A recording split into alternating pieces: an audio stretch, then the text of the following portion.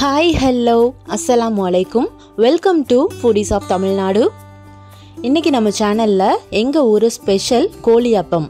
இத சில ஊர்கள்ல வாடான்னு சொல்லுவாங்க. இந்த ரெசிபி தான் இன்னைக்கு எப்படி செய்யறதுன்னு பார்க்க போறோம். இத பார்க்கிறதுக்கு முன்னாடி நம்ம சேனலை சப்ஸ்கிரைப் பண்ணாதவங்க புதுசா பார்க்கறவங்களா இருந்தாலும் மறக்காம சப்ஸ்கிரைப் பண்ணிக்கோங்க. இப்போ வாங்க வீடியோக்குள்ள போகலாம்.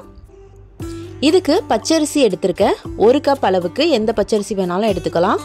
அது கூட ஒரு 1/4 கப் அளவுக்கு உளுந்து எடுத்துக்கலாம். இது ரெண்டுத்தையும் நல்லா வாஷ் பண்ணிட்டு இதை வந்து ஒரு 2 ல இருந்து 3 மணி நேரம் நல்லா ஊற வச்சு எடுத்துக்கலாம்.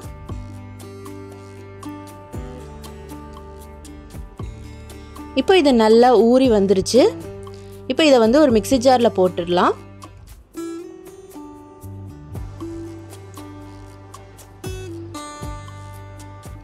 இது கூட ஒரு முட்டை,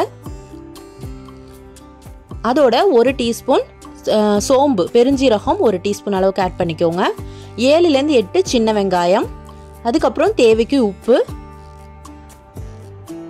இது கூட அரைக்கிறதுக்கு தேவையான கொஞ்சமா தண்ணி சேர்த்து எல்லாத்தையும் நல்லா ஒரு ஃபைனா ஒரு ஸ்மூத் பேட்டரா அரைச்சி எடுத்துக்கலாம்.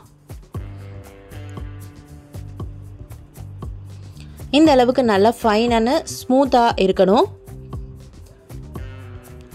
இப்போ இதை வந்து ஒரு பவுலில் ஊற்றிட்டு நல்ல ஃப்ரெஷ்ஷான தேங்காய் பால், நல்ல திக்கான தேங்காய் பால் 1 கப்பு, முதல் பால் ஆட் பண்ணி நல்லா மிக்ஸ் பண்ணிக்கலாம். இதோட கன்சிஸ்டன்சி எப்படி இருக்கணும்னா நல்லா வாட்டரியாக இருக்கணும். இப்படி ஊற்றி பார்த்தாக்கா நல்லா தண்ணியாக இருக்கணும். அந்த மாதிரி இல்லை அப்படின்னா இன்னும் கொஞ்சம் நீங்கள் தண்ணி ஆட் பண்ணிக்கலாம். நான் ஒரு 1/4 டம்ளர் வந்து தண்ணியும் ஆட் பண்ணிக்கிட்டேன்.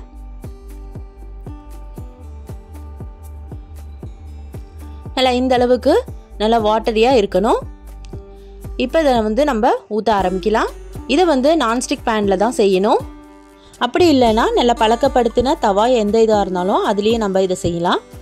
இப்போ இதில் கொஞ்சமாக நெய் தேய்ச்சி விட்டுட்டு இப்போ இதுலேருந்து ஒரு கரண்டி மட்டும் ஊற்றி இந்த மாதிரி சுற்றி விட்டு நல்லா மெல்லிஸாக சுற்றிடணும். ரொம்ப மாவு நிறையா ஊற்றி மொத்தமாக போயிடக்கூடாது. ஊற்றி இந்த மாதிரி மூடி போட்டு ஒரு 2 நிமிஷம் நல்லா குக் ஆகி இந்த மாதிரி பபுள்ஸாக நல்லா எடுத்து வரும். இதை வந்து ஜஸ்ட் அந்த தவாவை வந்து ஃப்ளிப் பண்ணாலே அந்த தோசை வந்து கீழே உள்ள பிளேட்டில் வந்து நமக்கு அது கரெக்டாக வந்து விழுந்துடும். அப்படி இல்லைன்னா இந்த மாதிரி நம்ம மடித்து எடுத்துடலாம். அவ்வளோதான், ரொம்ப டேஸ்டியான சில்கியான கோழியாப்பம், எங்கள் ஊர் ஸ்பெஷல் கோழியாப்பம். இதை கண்டிப்பாக ட்ரை பண்ணி பாருங்கள். இதை வந்து ரொம்ப ஹெல்த்தியான டிஷ்ஷும் கூட. இதை நாட்டுக்கோழி யூஸ் பண்ணி செய்வாங்க.